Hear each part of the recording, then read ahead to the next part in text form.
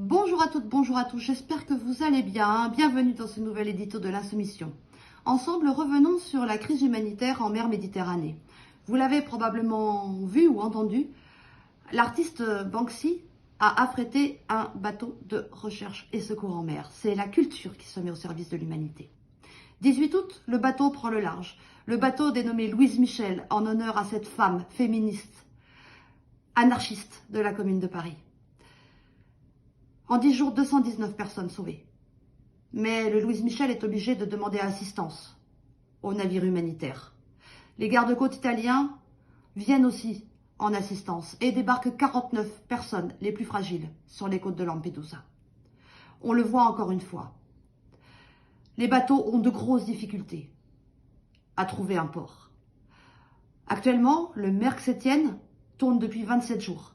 Souvenez-vous de ce bateau aussi, le Thalia. Alors je voudrais juste rappeler que le code maritime, c'est que chaque bateau doit porter assistance à quelqu'un qui a des difficultés en mer. C'est le code maritime. Et on voit que les ONG continuent à être criminalisées.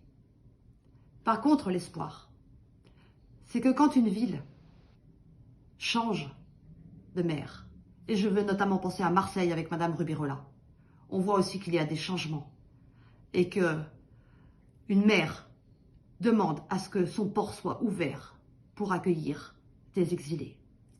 A contrario, quand on entend le porte-parole du gouvernement, celui-ci dit « oui, nous devons prendre notre part ». Mais le code maritime dit que le bateau doit se rapprocher du port le plus proche. Donc c'est vraiment du bout des lèvres que le gouvernement a envie de venir en aide à ces hommes, ces femmes et ces enfants. La solution, elle ne peut être qu'européenne. Nous ne pouvons pas laisser les pays du Sud seuls face à cette crise de l'accueil. Il faut aussi revoir Dublin.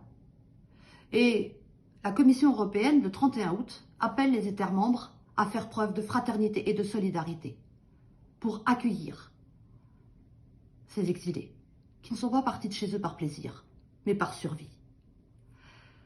On parle beaucoup de la Méditerranée, mais il y a aussi, et pour m'y être déplacé la semaine dernière, Calais.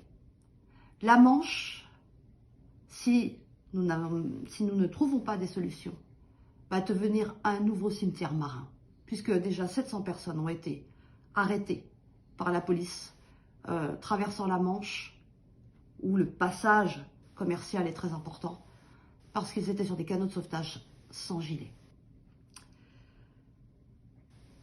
À tous ceux qui imaginent que les exilés, nous devons en avoir peur, à tous ceux qui pensent que nous devons accueillir personne, eh bien, je pense au contraire, que nous grandirions notre humanité si nous étions capables d'avoir un petit peu plus de solidarité.